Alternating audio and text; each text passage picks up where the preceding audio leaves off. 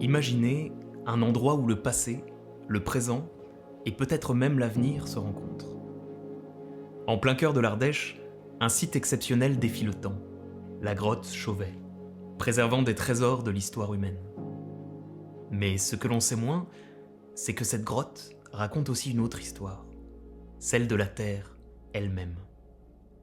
Depuis plusieurs années, des scientifiques cherchent à décrypter les marques laissées par les séismes, les effondrements et les changements climatiques, pour mieux comprendre le passé et éclairer l'avenir.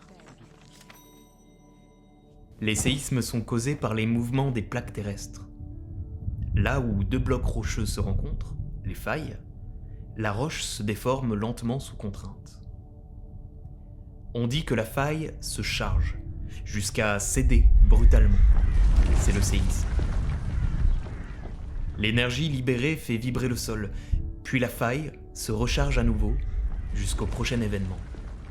Ce processus est cyclique, mais il s'inscrit dans une échelle de temps très longue. Des instruments n'enregistrent les séismes que depuis 100 ans, alors qu'un cycle peut durer plusieurs millénaires. Pour comprendre les rythmes sismiques, il faut remonter bien plus loin dans le passé. Les séismes anciens, c'est ce qui intéresse le paléosismologue ou l'archéosismologue qui va chercher des séismes anciens enregistrés dans des sites archéologiques. En France métropolitaine, on a un territoire relativement peu sismique. Et en 2019, en Ardèche, au nord d'ici, au bord de la vallée du Rhône, on a pu enregistrer un séisme qui a eu des impacts importants sur la ville d'Utheil. Cette ville et ce séisme sont localisés sur la faille des Cévennes. Et cette faille des Cévennes, elle court depuis le nord d'ici dans la vallée du Rhône, en passant par la grotte Chauvet, juste sous nos pieds, jusque vers la Méditerranée au sud.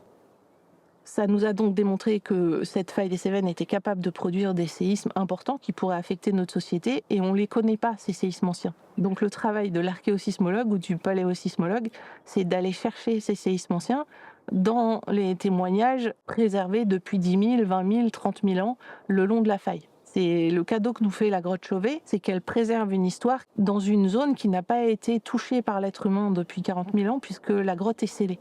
Les peintures d'une caverne de l'Ardèche viennent d'être mises à jour. Elles auraient été dessinées 20 000 ans avant Jésus-Christ.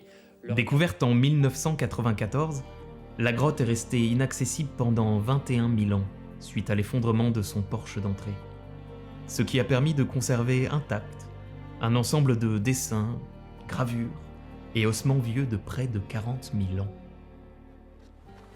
Si aujourd'hui on remonte ce sentier, on arrive sur un énorme amas de blocs. Et cet amas de blocs, en fait, il provient en fait d'un effondrement de la falaise qui s'est fait en plusieurs temps, en fait en 3 temps. Et ça, on a pu le savoir en faisant des prélèvements, mais aussi en faisant des études sur les blocs, avec tout ce qui est de l'imagerie 3D, avec des relevés 3D. La grotte, elle a été extrêmement préservée, tout simplement par ce gros tas de cailloux que personne ne regarde d'habitude.